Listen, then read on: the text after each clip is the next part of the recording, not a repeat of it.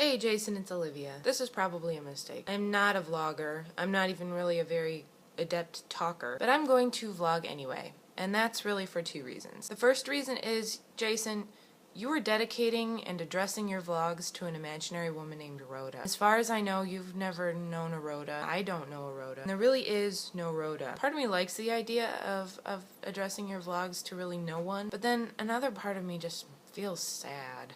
I just feel like someone should respond back to you, even if it makes you harbor even more delusions. The second reason that I've decided to vlog is because I know it's going to be a huge mistake and possibly a massive failure. I think that it is sort of a generally held cliche or belief that you should make mistakes and push yourself and not follow the safe path and do things that you are uncomfortable doing. First of all, I think in that particular scenario, the safe path gets a bad rap. For the most part, there's no reason not to stick with your skill set, but I also don't think it's a good idea to ignore our sort of human desire to throw ourselves into risky situations and more than likely fail. I know I'm going to be terrible at this, but if for some miracle I actually succeed, I'm going to feel awesome because I manage to succeed against all odds. And if I fail, well, at least I'll have called it.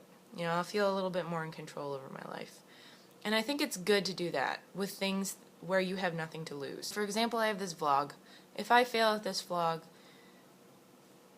whatever. It may affect my self-esteem for a while, but on the other hand, I kind of expected it anyway. Another example. A few years ago, a friend of mine wanted to set me up with her friend. I knew it was a terrible idea. She wanted me to drive all the way out to see him, and it was late, and I had already had like this huge day. I had plans with another friend of mine, and I just knew it was a terrible idea, but I canceled my plans with my friend and I drove all the way out there. It was super awkward and horrible. Like, he was super drunk and he had no idea who I was and no idea, I don't think he knew where he was, and I was incredibly uncomfortable, and all I wanted to do was leave, which I finally did, and my cell phone was dead and I didn't know where I was. So I drove around in these like cornfields for hours trying to find my way home when I could have been out with another friend, and the whole time I was driving I knew, you know, that I had gotten myself into that situation and I had no one to blame but myself. When you have no one to blame but yourself, it's actually sort of a powerful feeling. Even if the place that you are currently in is a bad place, at least you brought yourself there. It makes you feel like you have some control over your life.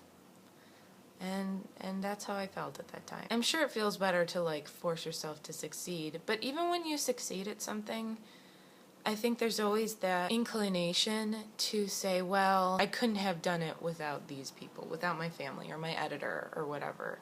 And you know, success doesn't come with that same feeling of control, I don't think, at least in my life. I don't know, let me know what you think, and I'll see you later.